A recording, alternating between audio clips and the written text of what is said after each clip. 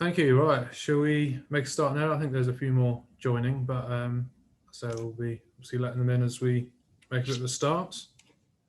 So yeah, thank you, and obviously welcome to our second webinar with Nella. Very much appreciate her time and expertise in the industry. Trying to focus on a topic that was requested last time. It's obviously a big question, looking at the options on the office. Obviously a big thing to look at as part of the workplace strategy now. So let's say, without I guess any further ado, if we kind of move straight into that. Both myself and Nella will introduce ourselves as we go along. So I'll pass over to Nella to kick things off. Thank you. Thank you very much, Josh. So good morning, everyone, and it's a pleasure to be bringing to you our second webinar on this lively discussion of the future of offices on the South Coast. So as we count down the days when we can get back into the working environment, a lot of businesses and people are questioning, what will it look like? Would it be exactly as you left it pre-lockdown, or will it be adapting to accommodate what we've learned over the last 12 months? So depending on your perspective on whether you view COVID-19 as a punch in the stomach to real estate or a rapid accelerator to trends already underway. Either way, it's very much a time to respond. Next slide. So to quickly recap from our first webinar, to understand the future of offices, we need to understand what individuals want and need from their workspace. So face-to-face interaction, a place to collaborate, a place to build a culture, reduce occupational costs, and reduce commuting times featured very highly. What is evident is that it's the health and well-being is the key focus and has become as key as the financial health of an organization. Next slide. So according to the media, there has been wild statements that some companies are enforcing a full return to offices. CEOs claiming that remote working has been great and profits are up. But in the same breath, stated that at the end of lockdown, all employees will be expected back into the office. And as you can imagine, recruiters have already seen an influx of CVs and the war for talent is intensifying. It is clear that we're navigating the unknown and it's easy to make bold statements of what the future will be. But based on the endless studies that have been carried out, employees are driving the change. And whether you're a business owner, a manager, or a landlord, you have to listen to the end user, the employees. It is important to embrace this adaptive approach that allows an office to learn right alongside the people using them. Next slide. So of course, every business is unique and it's not one size fits all. Have you experienced the eagle eye if you arrived at the office at 9 a.m. because colleagues have been there since 7 a.m. or heaven forbid, leaving the office at 5:30? Individuals want flexibility and a separation from home and a place where they can collaborate. But also technology has allowed us to work from anywhere and create a more work-life balance. Next slide. As more companies will be offering flexibility in how their employees work, their real estate strategy is being examined to a high degree to balance the bottom line.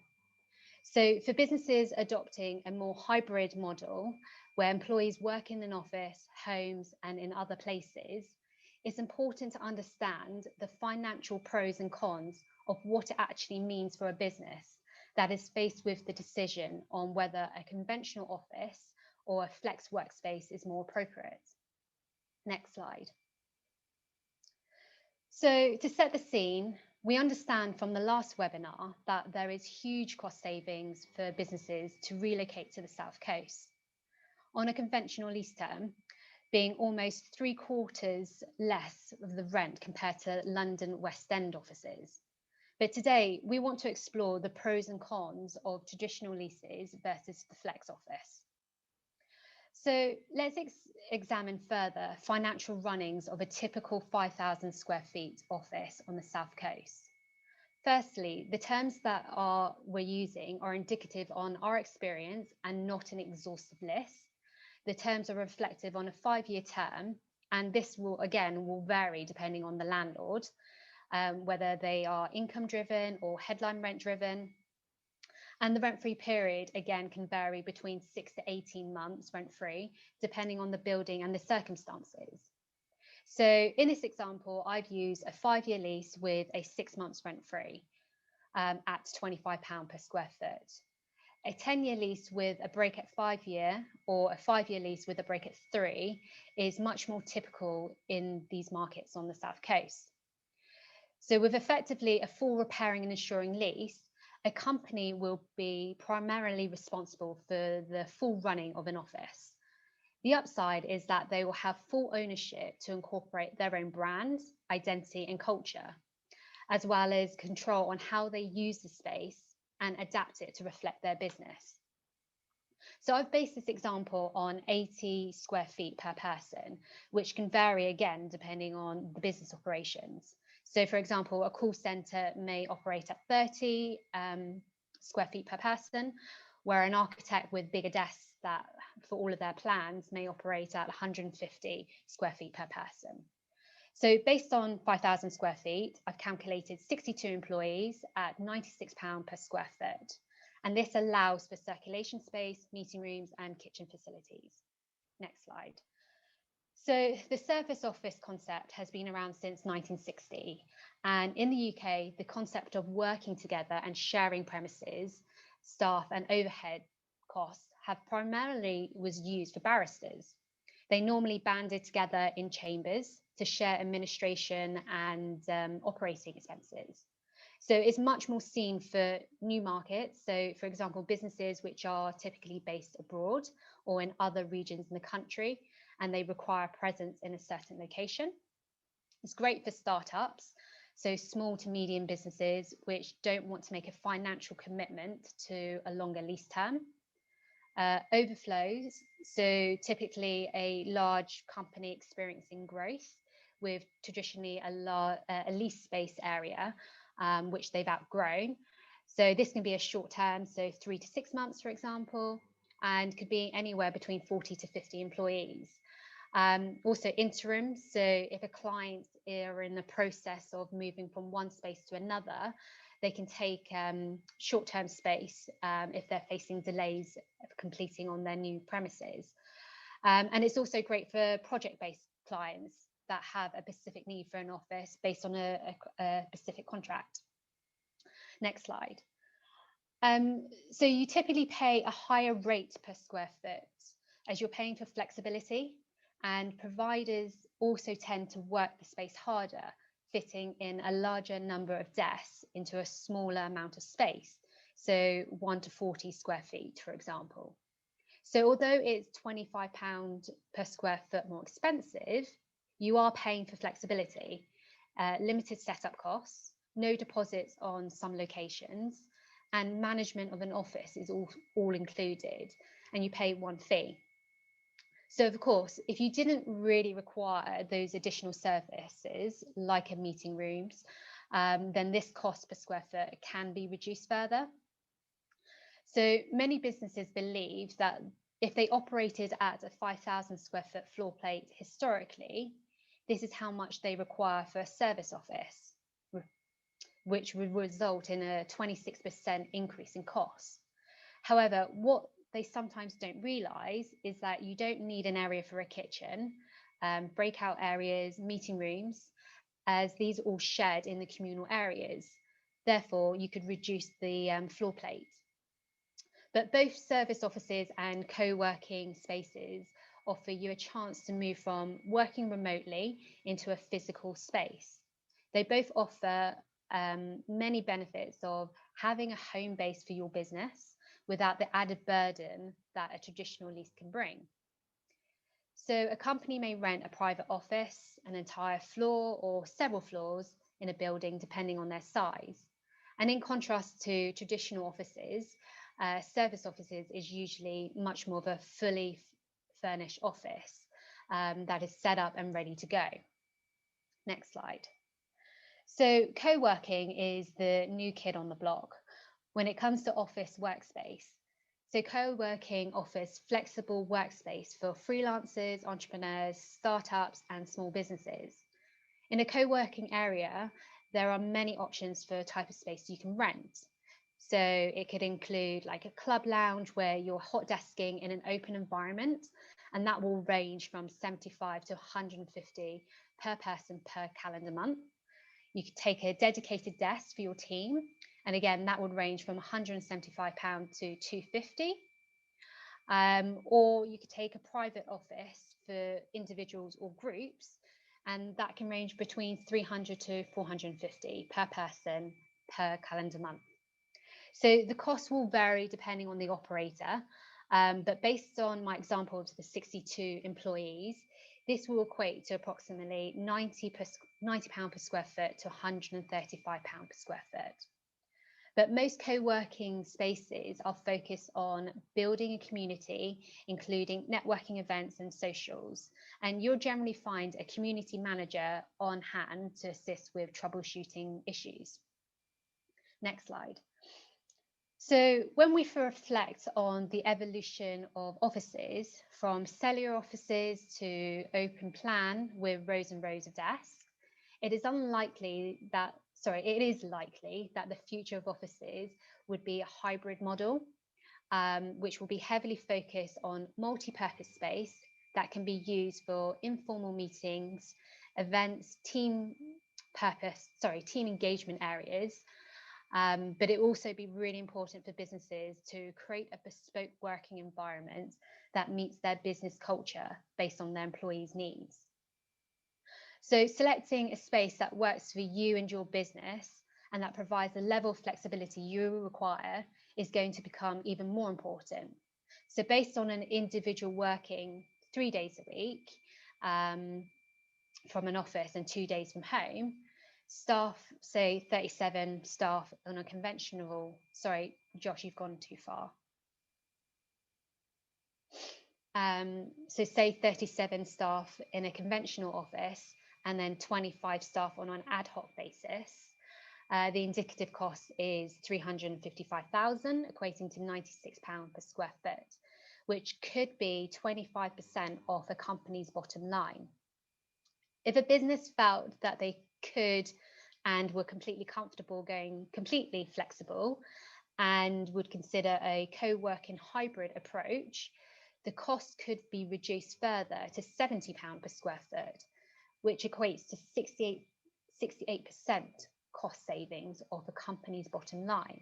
So that's a huge differentiation there. Next slide. So as mentioned, conventional offices has been heavily debated, but for businesses that are seeking to be cutting edge and attract the best talent, they're using real estate to create a culture where their employees want to come to work. So the shift to flex means investors and landlords are being forced to consider what it means for their space and how they will ensure it remains relevant to best deliver the terms. Next slide. So I'm pleased that my client has listened to the demands, and we're excited to be bringing forward and building a strong ecosystem at GU30 where individuals want to come to work. So we've got 6 buildings which we can let on an individual basis or as a HQ from 5,000 square feet up to 62,000 square feet. A scheme in Hampshire, which we will be repositioning and will be focusing on creating space that supports agile and collaborative working, whilst being heavily focused on the health and wellbeing side. So imagine outdoor eateries and shipping containers, a mini box park, pop-up markets, or showcasing Wimbledon on the lawn with strawberries that you've picked from the vegetable gardens, and soaking up the rays on the deck chairs in the summer, and yoga in the courtyard. Being able to bring your friendly dog to work is another key requirement, and offices that suit conventional businesses as well as startup and SMEs, but all benefiting from shared amenities. And the best bit is that it is 7 minutes from the train station and a direct line to London, being 1 hour away. So real estate cost is one of the most expensive costs on a company's balance sheet. The pandemic has adjusted our perspective to being able to work from anywhere. So there are some huge cost savings to be had for businesses that are reassessing their real estate needs. Next slide. So I hope that my brief presentation gives you an idea on the financial pros and cons of conventional offices and flex. So if you're still not sure which way is the right choice for you and your business, then consider the following questions. How much space do you need? How often do you need office space? And how long do you need the space for? What kind of amenities do you need? And what's in your budget right now? Because making the move into a new office space is a big deal. So spend the time considering what you and your team need and research the options available. In today's world, there's space for every type of business, and it's worth spending that little bit of time to find the right space for you. Thank you.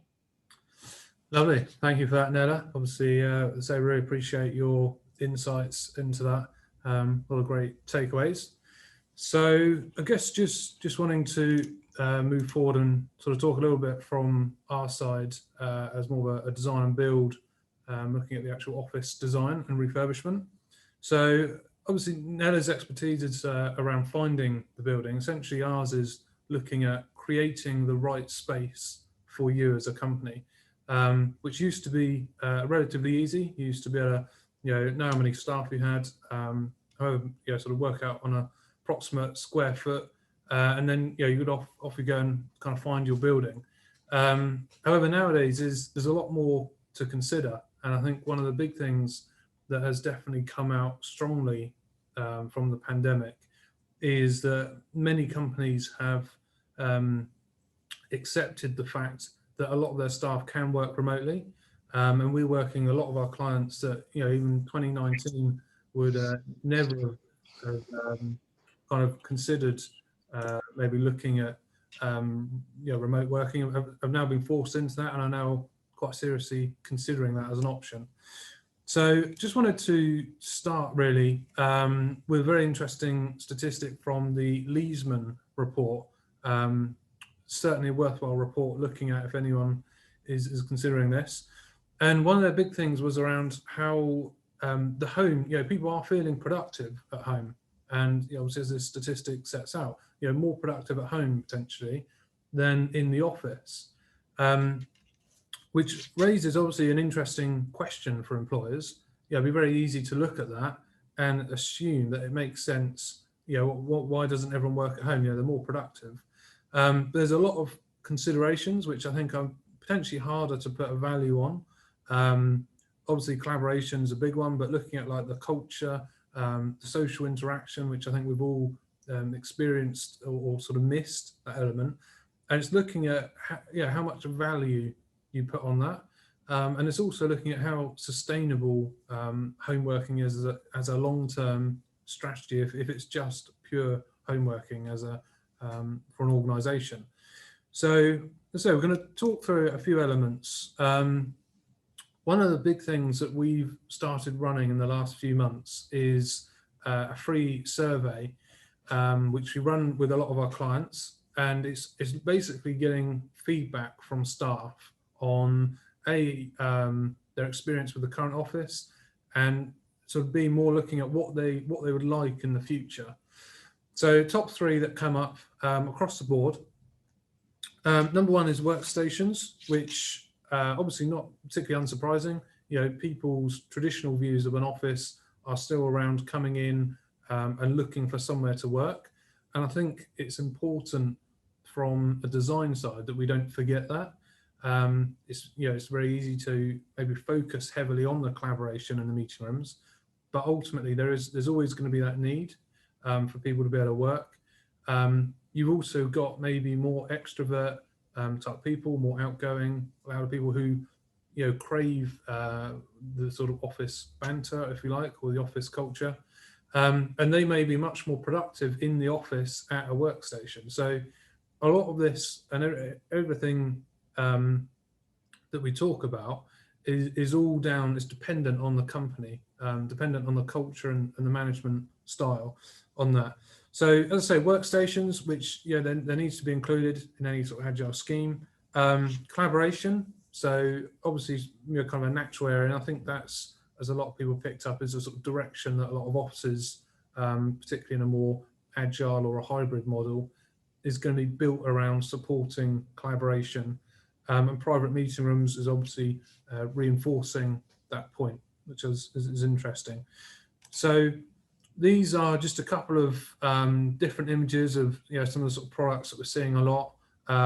You've got sort of more people there looking for phone calls. You've got in the middle, maybe a quiet desk, so maybe more of a focused individual desk, which is becoming much more common, or even individual booths, collaboration spaces. So there's quite a mix of products. A big change from maybe the sort of open plan, just more traditional sort of rows of desks. It's certainly looking at becoming much more task driven within the office, so that the zones are essentially become designed to support a certain task. So I just wanted to summarize, and this is, I apologize for those who are on the previous webinar, it was just a slide just to kind of put in perspective what, in our view, because everyone's got their own views on this, but our view on what the hybrid working model really means. So agile working, essentially when, as I say again, in our view, when we refer to agile working, we talk about a task-driven office. So areas of the office are designed and suitable for a particular task. So, individual working or one-to-one space, collaboration, you've got areas in the office designed for that.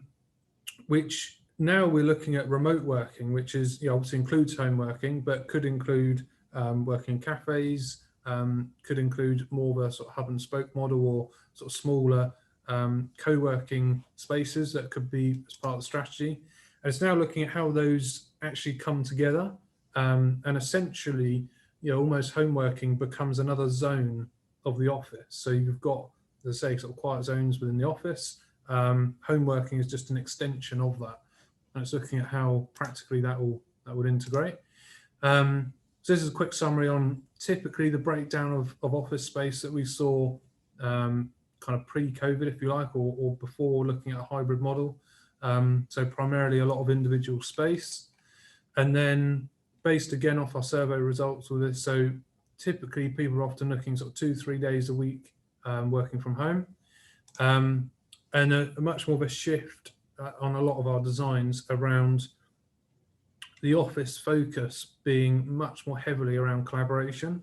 So there is still that space, that individual space, much bigger focus on social spaces. So the informal social interaction is encouraged. And then a lot of maybe more quiet individual stuff is done at home. So, and as I say, just a quick shout out, if anyone is interested, we do have that free survey. We're more happy to send around after this. So wanted to summarize. So this is based on our experience, and I think there's a couple of things I'd like to put out there straight away. Firstly, every business is different, and every business has got a different model and requirements from the office space. I think the biggest thing is that we need to become much more aware and maybe be driven in our design by the data. So a traditional office, 100, 120 square foot was often thrown around, sometimes a bit less, as Nella mentioned, call centres, always sort of a lot less than that. More of an agile office without remote working. So certainly a lot more achievable to reduce the space required per person. People weren't tied to a desk.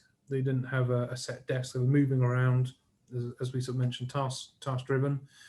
And then the hybrid working model. So this is where a lot of, the majority of the staff will be working at home at any one time.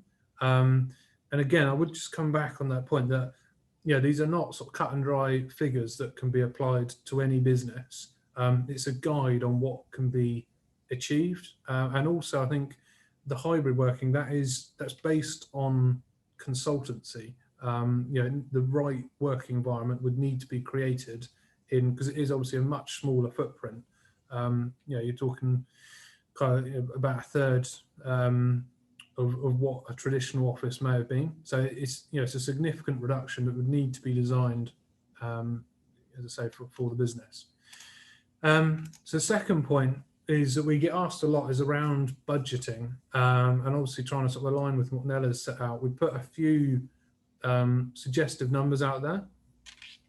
Again, goes without saying, there's a lot that can, refurbishments can easily be achieved for less than this, and you can easily spend, a huge amount more on this. So it's trying to sort of middle of the road, typical office refurbishment, 50, 60 pound a square foot, which is a good, good sort of middle of the road refurbishment.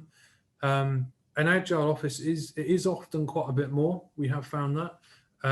Two main reasons, I guess. One is that the actual furniture is a lot more expensive, which obviously has got benefits. You're investing in furniture that can be taken with you and moved to another space. But I think the second thing is that a lot of companies have made savings at this point, which they're then prepared to, or have available to then invest in the space they have got, to make sure that it does works well, it's productive and it attracts staff in. So that's probably a bit of a guide as to why it's a bit higher. Flex space, so this is definitely something that Nella touched on. So people may be committing a much smaller lease, and typically obviously not going to invest quite as much money in personalising the space, but so a bit of a guide. And then dilapidation costs, so again, everything's it's always changed, but there's a bit of a guide. So when you come to hand back building at the end of the lease, that's a bit of a guide on what we typically allow. So for maybe more the landlords and people who are potentially owning buildings, so we've started to see a definite sort of increase in interest from them. So on a bit of a guide, shell and core, which is obviously a very basic state of a building, taking that through to a Cat A refurbishment, which is typically sort of a basic power, basic lighting, basic kind of M&E, air conditioning, etc., carpet, sort of suspended ceiling. So it's a basic level ready for someone to come in. It's essentially a bit of a blank canvas. We're seeing a bit more what some people are calling it Cat A plus. We put sort of Cat A plus Cat B.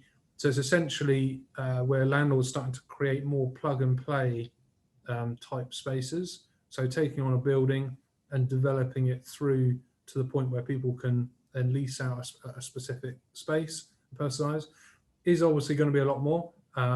Easy to spend a bit more on that, but as a guide, I think it's a fairly good sort of range to be considering from that point. But as I say, it's always hard to be able to give any real figures without seeing the building, because ultimately that's makes a huge impact on that. So hopefully that just sort of summarises a little bit. And as I say, I'll touch on as well looking at what the specification on a Cat A is. It was just something that had been requested before. So it's just confirming, as I say, so it was suspended ceiling, basic lighting, heating, carpet. So I'll just sort of put that in as that was one of the questions.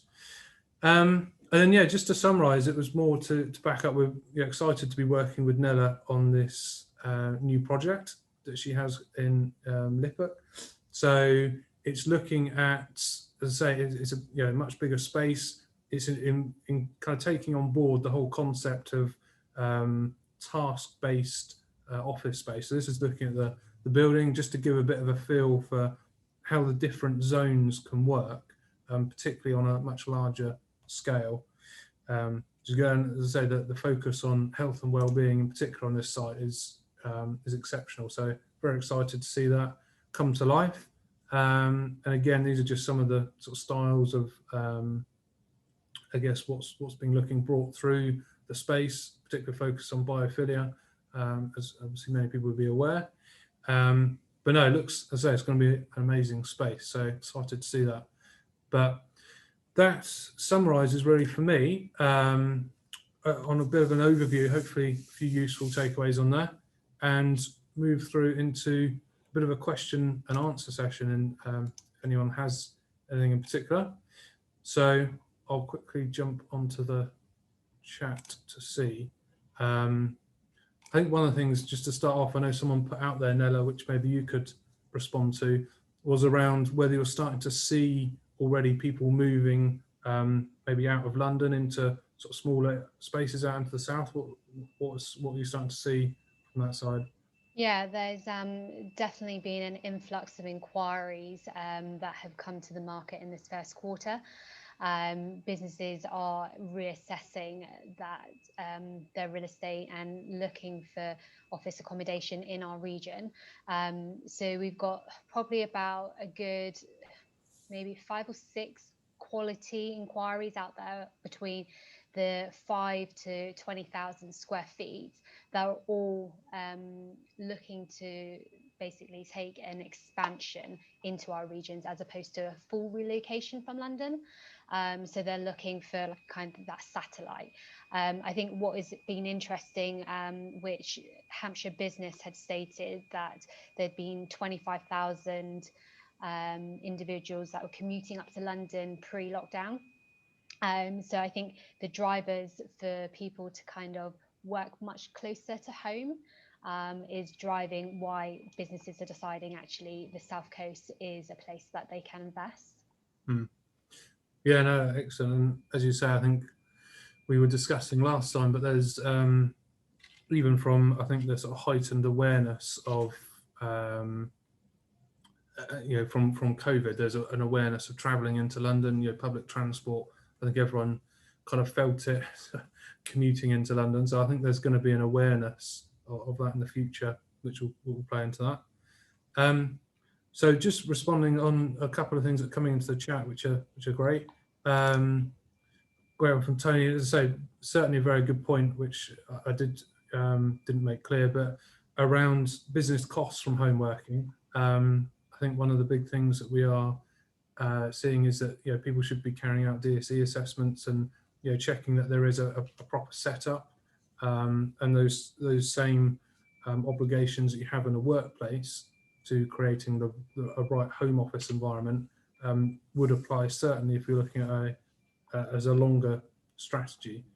The other thing I was just going to touch on that came in when people were signing up, which so I appreciate those questions, was looking at a strategy on managing capacity in a hybrid model, which is a great question, and I think we are getting that a lot. I think one of the biggest, I guess, sort of the best way I could respond to it is we are using a lot of software now to actually help people book ahead and book these different zones and spaces within the office. And in the same way as hot desking, booking areas.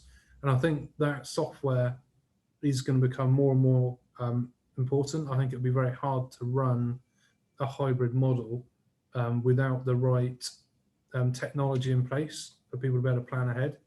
But I don't know, Nella, if you had any other sort of comments on that, sort of managing capacity. Yeah, absolutely. So an example where I asked for EY, so they are in the Headspace or Bespoke offices in Grosvenor Square in Southampton. So they took a 6,000 square foot, which is self-contained for their own business. So they have dedicated desks for those that are in fixed roles. But then they have an element of that area which is for hot desking, and it's bookable. So they do that on an iPad booking system. And if they are at full capacity, then they have the Headspace on the ground floor where they can break out and hot desk in an open environment. And that's the space that I share with them.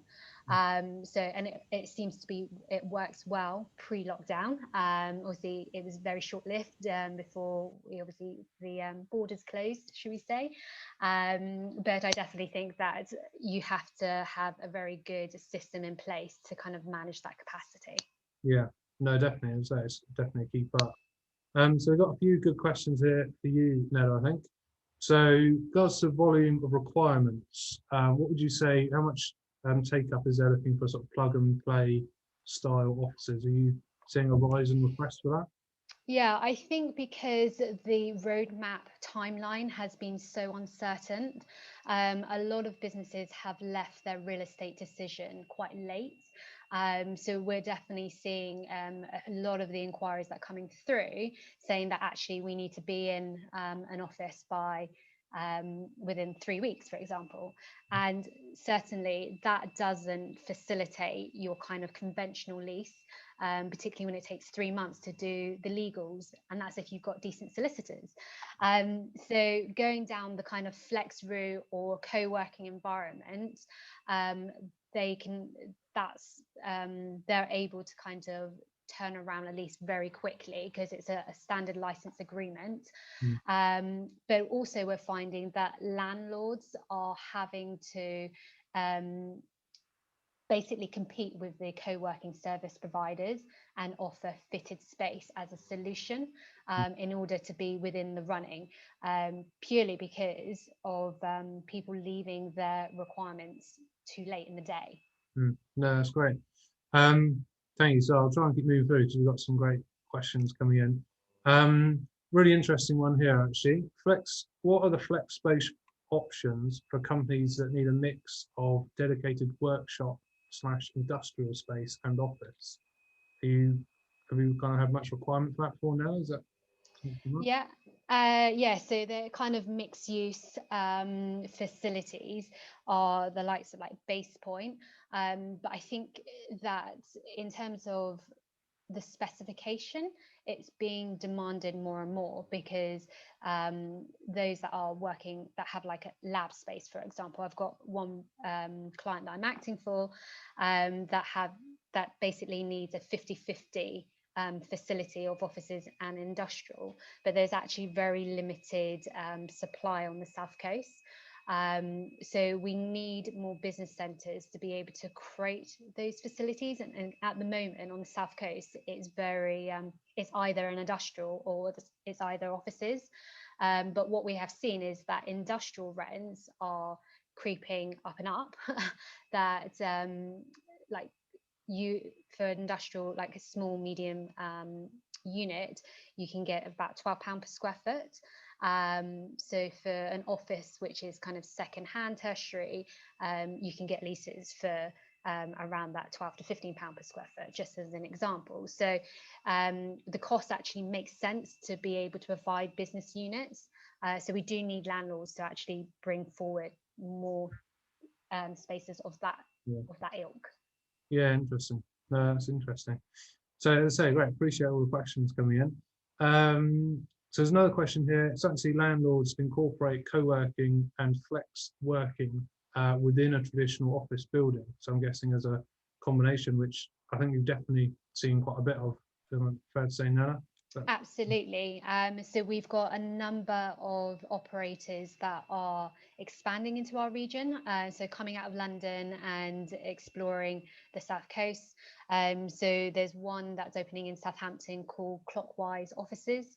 Again, they've taken, I think, between 10 to 15,000 of office space at Mountbatten House in Southampton. And they're creating a co-working environment there. The example that I used of GU30, again, it's a 62,000 square foot scheme.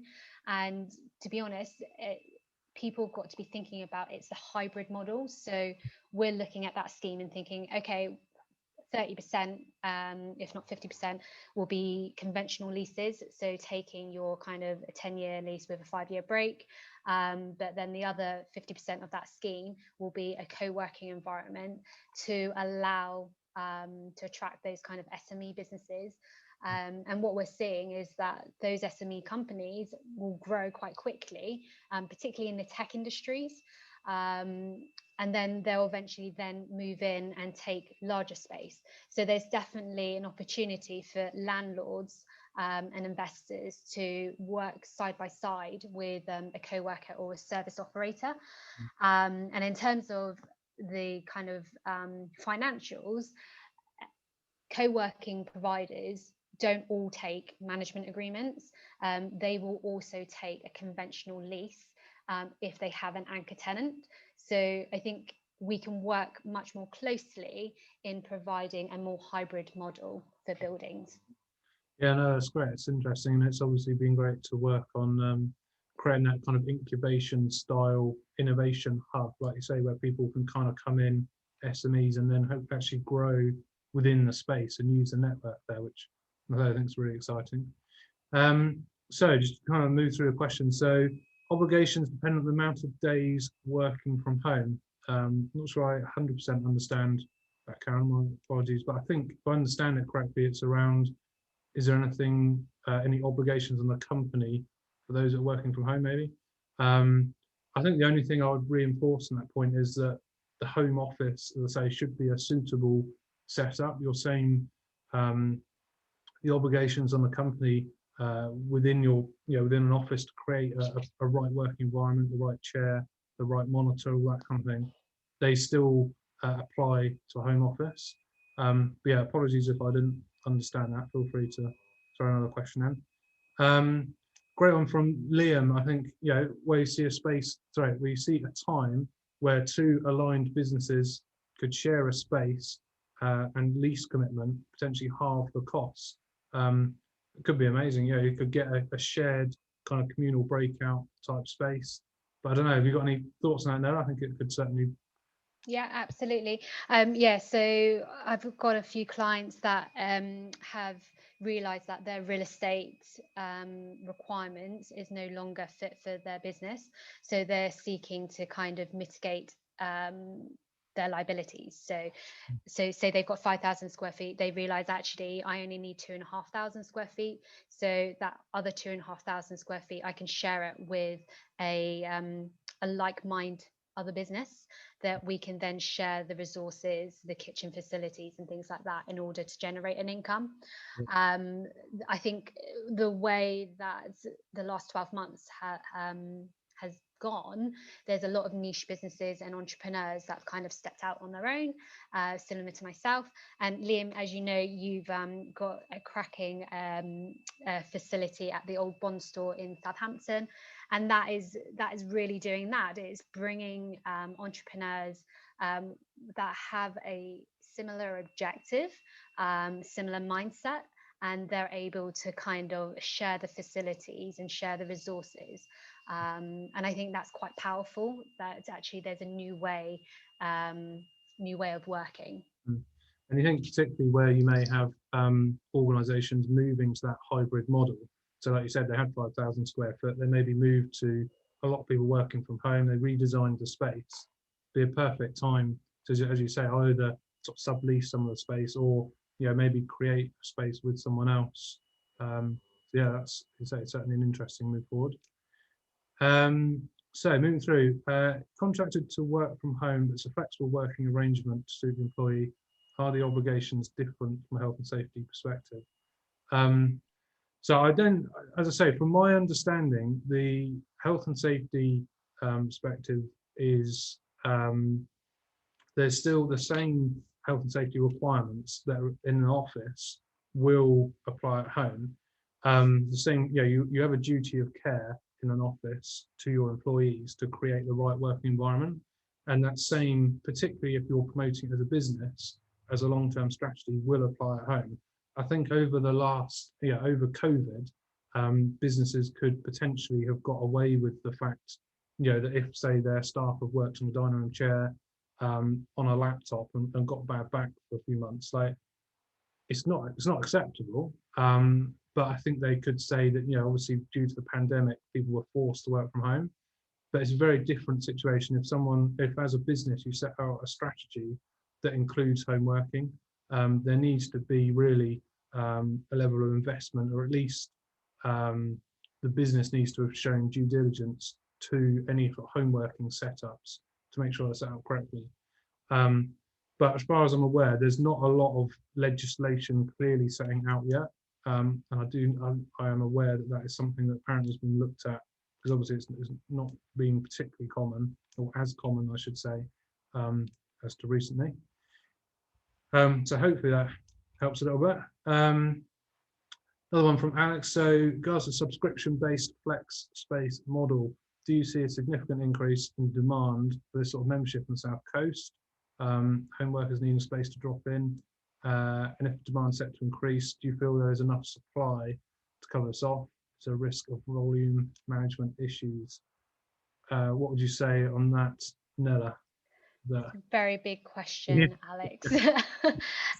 Yes, so definitely we'll see an increase in demand for the kind of club working membership agreement subscriptions.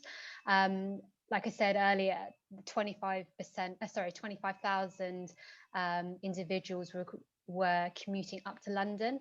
The last 12 months, we've noticed that they want a more work-life balance. So they want to be able to escape the kind of home environment and go into a working environment. So going into a co-working facility and just basically crack on with their work. So yeah, so definitely we'll see an increase of that. The next point of your question, in terms of the demand is set to increase significant, do you feel that there is enough supply? So again, in terms of enough supply, as mentioned, we've got a number of co-working providers that are actually looking into the South Coast as a viable location. But it's not the same as like the likes of WeWork. We don't necessarily demand that kind of level of take up. So it's the much more of the smaller operators that would take a facility between 15 to 25,000 square feet. But the examples that I gave in my scenarios, where it was like £75 per person per calendar month up to 150, again, the operators all offer really different arrangements, and those kind of costs reflect being able to use facilities in other parts of the UK if they have multiple sites. So they're able to kind of hot desk, but they also have a limit on how many hours you can use at any one location, for example. So they kind of try and manage the I guess being at over capacity. So let's just use the Old Bond store in Southampton as an example. So they have a tracking system where you can sign in and book individual people in, and it's all on a fob system. So Liam has this kind of record of, he knows where he's at maximum capacity on certain days. So he's able to kind of tweak his business around the demand.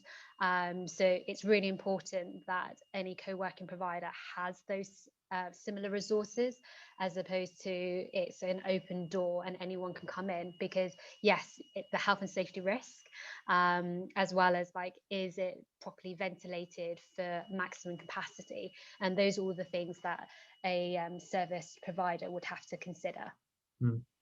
Yeah, no, that's very interesting. And obviously, do you think there's likely to be, there's a lot, it's starting to get quite a bit of competition, isn't there, in that area, and it's likely to come down, the design of the space, and as you say, there's quite a number of perks that will be weighed up, and potentially you may have people that are, the sort of level of co-working space in London may be the kind of level that they're potentially looking for outside of London. So there may be starting to get a bit more of a requirement for that level of quality. Is that fair to say, no? Or what's your experience on that? Yes, no, absolutely. Yeah, the quality, again, it's all just really subject to the operator. Design is a key factor, and every operator that we have on the South Coast, they all vary in their offering, and they're all attract. So they've got USPs essentially. So maybe if you're an entrepreneur, you might go to the Bond, for example. But if you're a corporate, you might go to Headspace.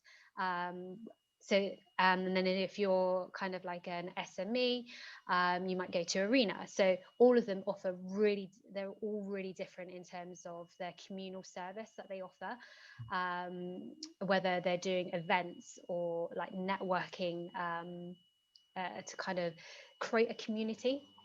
Yeah, basically speak to Nella if you've got any questions on which option. So yeah, so sorry, just so I'm conscious there's quite a few questions. So when I'm branding for larger, well-established organisations, the risk of watering down your identity, need to have a HQ building going to the driver. I think that's definitely a good point, and it's one of the things that I tried to set out early on is that we're not saying that obviously having an office is the best thing, and we're not saying that flexible space is the best route. I think it's where it's looking at it for each organisation and weighing up that there is pros and cons on both, and the kind of corporate branding, the culture. I think it is probably fair to say it's going to be harder to replicate that potentially in a co-working or more of a flex space. So there's always going to be that need, and I think for large organisations, they're likely to see the benefit of of owning office space in a more traditional sense. It's probably more just looking at what that office needs to look like in the future. But if that answers it, sorry, that's 10 new messages, right? So, are the company obliged to fund the home office if the number of days spent at home is flexible for employees rather than the company's requirement? Does the company have a health and safety obligation to fund this? Well, I don't, obviously with risk of getting in some legal thing that I don't know enough about. I think I wouldn't be able to give it a straight answer from a legal perspective. I think probably the question more in our experience with our clients is it comes down to maybe the company's ethics. I was going to say ethics, probably not ethics, not quite the right word. It's down to the company's view on how much they want to support their staff. Like I say, if home working is going to be part of a long-term strategy, then I think it can't be looked at as I would argue it can't really be looked at as a cost-saving exercise on furniture. It's got, at the end of the day, the cost of having an employee who's got a bad back from not having the right furniture that then tries to potentially sue the company is going to outweigh it, and to say nothing about obviously the culture and what that says about the company. So I'm afraid I can't give you a direct kind of legal response to that. But I would say it probably comes down to the company as, from what I'd say. Right. Would companies be required to audit home working setups? If they don't comply, will employees be stopped from working from home? Again, I guess probably coming back to what I've just said, I think from my understanding, there's a duty of care that an employer has to employees in providing the right setup. If they set out and they run maybe an audit on home working, which kind of comes back and says that everything's running fine, then obviously probably from a legal perspective, that company has done its due diligence. If the employee then doesn't use the home working setup that they have and decide, like you say, to work from bed, that's ultimately the responsibility of that's down to the employee. As a company, you want to obviously check that you've done that due diligence and that they are set up as well as you or have run to make sure they are set up as well as they can be. But I feel like I'm getting a bit out of my depth on this home working one. I think we need to get a HR consultant on our next webinar. Yeah, and legal ones. Make sure I don't say anything that I shouldn't. Home working should always benefit business needs as well. Employees want to present the business case working from home. Yeah, I certainly agree, and there's certainly a huge amount of, as I say, kind of non-financial benefits to an employee from working from home, which I think many of us probably have experienced. So it's looking at how you get the best of both worlds and try and kind of bring those together, I guess, ultimately. But also, I think it's also about businesses taking their time to really understand what their team needs are. Similar to when you were saying about your survey that you undertake with companies, once you kind of have an understanding of what your employees are looking for, you can then design your real estate to meet those needs and making sure that you are taking the right whether it's a conventional lease or a flex office, to kind of meet your business. Yeah, that's great. That's good. Well, hopefully that has hopefully helped and answered as many of the questions as we can. And certainly a good final point there from Mark. Yeah, I think any business is only as good as its staff is. So, you know, retaining and attracting those staff and trying to create the right work environment for them is ultimately got to be the driver for the workplace strategy moving forward. But hopefully that helps. We have got a great webinar coming up on building wellness, which is another area of Nella's expertise, which is coming up at the end of April. So anyone that's looking at that, and obviously something that's maybe a little bit new, arguably, to the South Coast. I don't know if that's fair to say now, but I think, yeah, looking forward to that. So we'll keep you updated. But any final words, Nella, or any other questions from anyone? No, absolutely. I think it's a great discussion, and I think we will have a very different perspective depending on the environment that we have been working in, and it's all about embracing change and having the right resources to kind of make those decisions that are right for your business. So yeah, join us on the 27th of April, where we'll be building wellness into the working environment.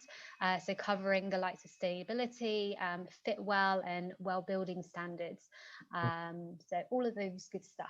Yeah, and no, definitely, and we'll try and look at a little bit on actual furniture sustainability and, you know, sustainability and refurbishment, which will bring in, so probably bring someone from the design team, which will be great. But good, thank you. Appreciate everyone's. Thanks for your time. I'm sure we'll see you again. Thank you. Thanks, everyone. Thank you.